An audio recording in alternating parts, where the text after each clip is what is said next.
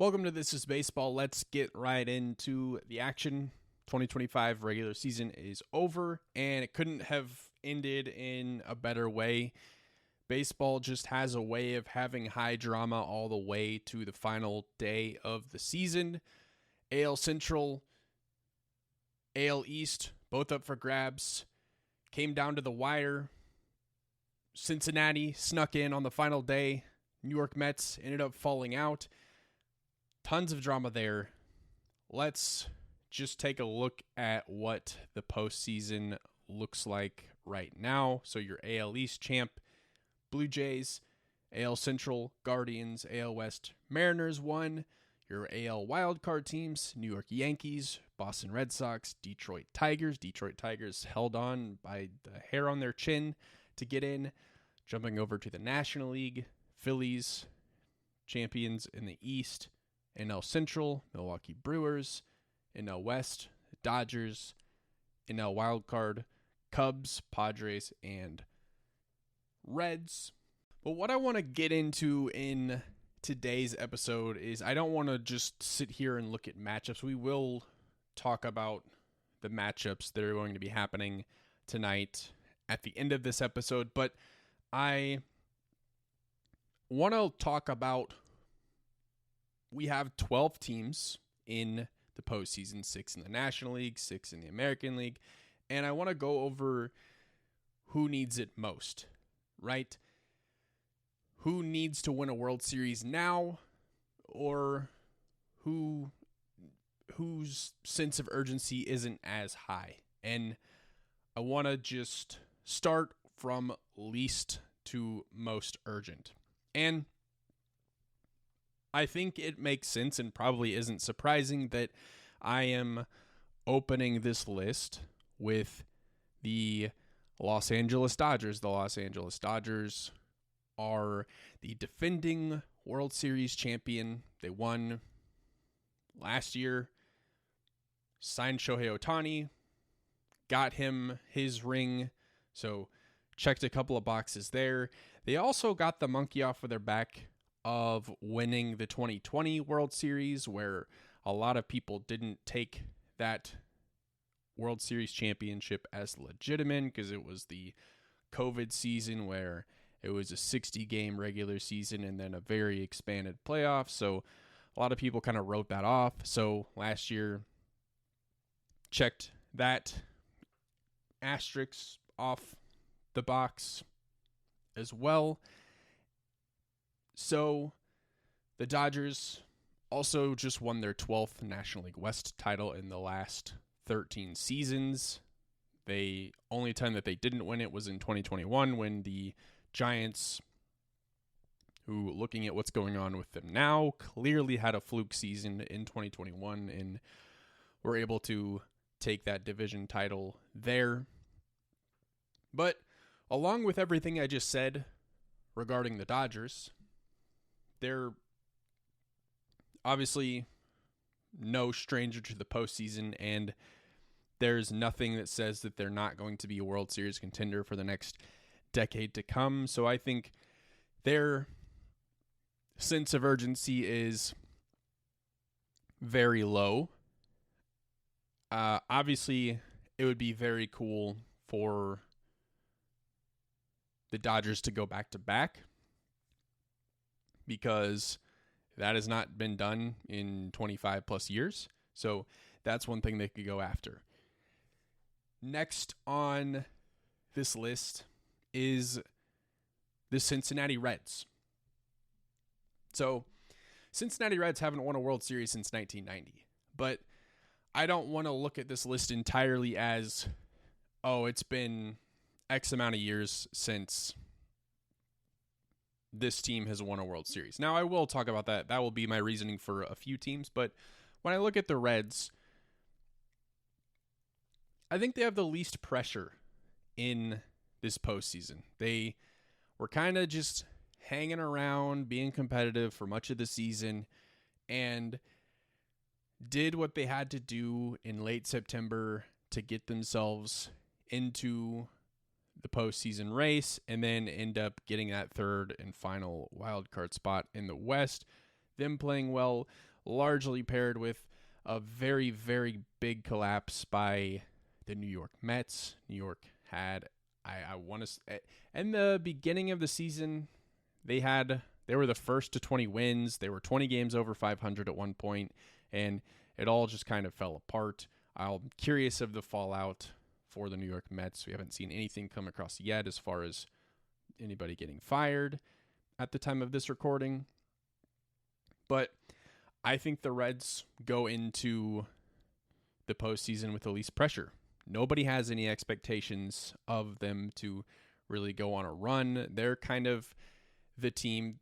To me, they're what the Kansas City Royals were last year, where they took a big leap forward, got into the postseason, and maybe they win a series, maybe they get beat in the wild card round, but this is just good for the city of Cincinnati. This is good for the Reds to build a foundation and be back in the competitive spotlight. I think you have to give a lot of credit to Terry Francona, who's their manager. He obviously has a very good history of anything he touches is successful. We know what he did with the Boston Red Sox.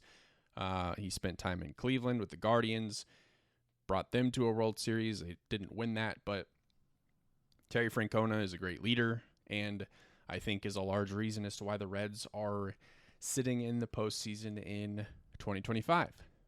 Next on my list, Boston Red Sox. So some people might have the Boston Red Sox higher on the list of they need to win a championship now. I don't quite see it that way. Red Sox won a World Series 2018 and have really kind of been in the back seat in the American League and particularly the AL East. And some other teams have been ahead of them. Baltimore had their time in the sun. Obviously, the Yankees are always there. Tampa and Toronto this year. I think for me, looking at the Red Sox, this year is setting up that foundation to continue to be competitive, not only this year, but in years to come. Getting back to the Red Sox winning ways. I don't think if the Red Sox don't win a World Series, I don't think it'll be the end of the world. I think it'll be, okay, let's build on what we did this year and bring that into 2026. Now let's go next on my list, the Cleveland Guardians. So out of everybody on this list, the Cleveland Guardians have the longest drought of teams that have actually won a title. They haven't won a World Series championship since 1948. So there is some sense of urgency there of it's been a very long time.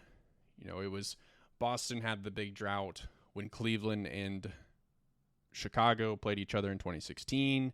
That was talked about, or 1948, since the Guardians had won a World Series, 1908, since the Cubs had won, and it was pretty cool to see, and that'll be a storyline too if the Guardians get further. Guards went to the ALCS last season, but this team's a little bit different. You had the suspension due to the gambling probe with some of the Guardians players, and kind of felt like they weren't going to be competitive in the back half of the season due to some of that, but had one of the best Septembers. It was them and the Seattle Mariners really that were the two best teams, kind of the fun September teams that we all know are going to pop up and make a run and eventually find themselves into the postseason. But you had the Guardians not only erase a 15.5 game deficit in the division, but end up winning that division, taking care of business in September, and having head-to-head opportunities against Detroit to really control their own destiny, and they did exactly that. And while I think the Guardians need to get rid of that World Series championship drought, I think this is just another feel-good story where we can go, wow, look what the Guardians accomplished. It's a credit to the Guardians' grit and determination and just a historic collapse for the Detroit Tigers. The Detroit Tigers, the American League Central was basically over in June, and here we are with the Guardians winning it outright. Next on my list, Chicago Cubs. I'm kind of looking at the Chicago Cubs similar to the Boston Red Sox. Both have won World Series championships in the last 10 years. Went through some rebuilding, some shakeups in the front office, and trying to kind of find their footing back to the competitive landscape. And the Cubs were supposed to be back last year. They went into this season being AL Central or NL Central favorites, kind of held on to it for a while, but then Milwaukee got very, very hot, overtook them. Cubs still had a very nice season. They're the top wildcard team in the NL. But I think they don't necessarily need to go out and win a World Series or the sky is going to fall. This is a team that needs to mark this as the first year of many years where they are in the postseason. Next team on my list, Toronto Blue Jays. And they're kind of a surprise in the playoffs. I wasn't very high on them going into this season. They paired with Yankees kind of falling off a little bit, Baltimore not being very good, took advantage of that and were very good against the AL East and obviously against everybody because they won the American League East. But I think this is going to be a team that is just going to be fun to watch and maybe has some pressure internally, but I don't think the league and MLB fans are looking at them as a team that is do or die. I just think that they signed Vladimir Guerrero Jr. long term. They've got a couple pieces that they need to make some contract extensions with, particularly Bo Bichette is a pending free agent after this. So Blue Jays fans are probably like, we need to get this done now.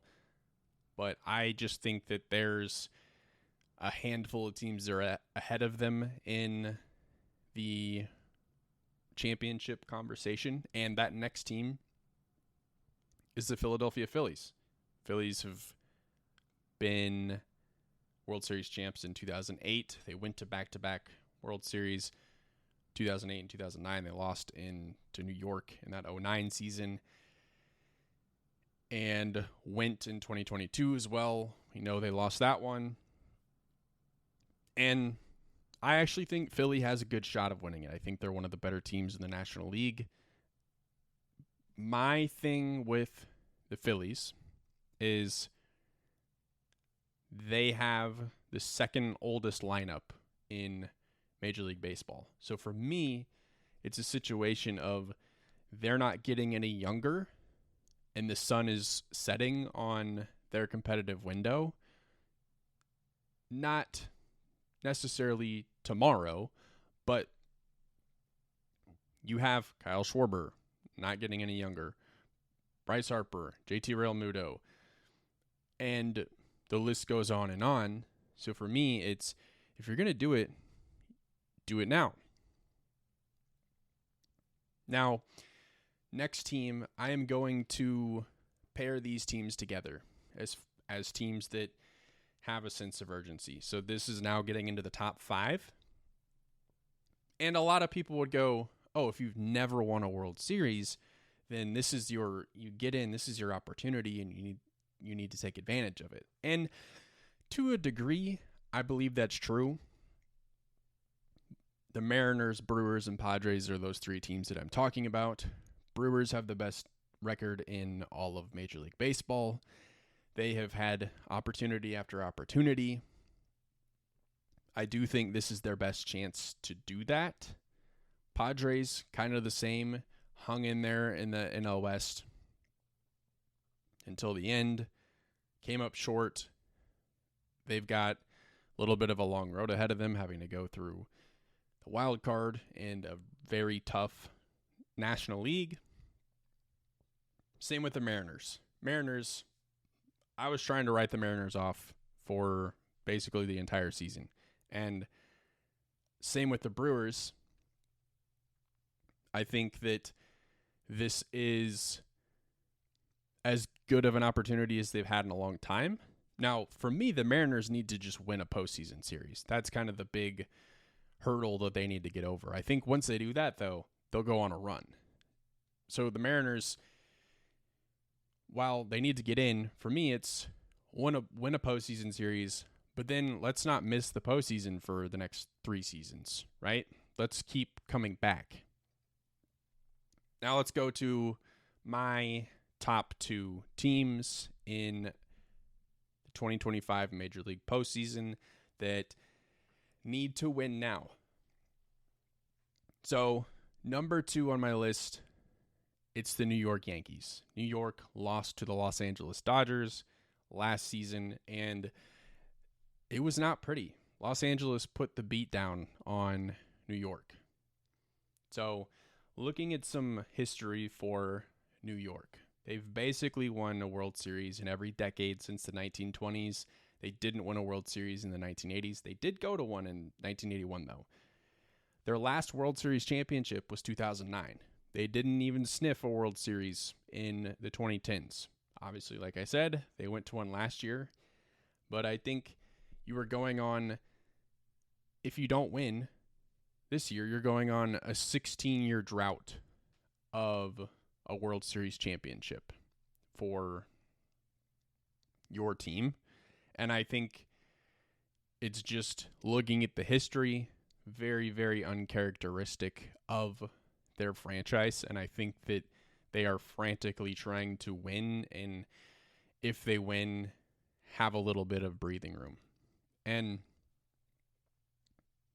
again, this is as good a chance as ever for them to do it. They have arguably one of the best hitters ever in Aaron Judge, who, if Cal Raleigh doesn't win MVP, it's going to be Aaron Judge that wins it.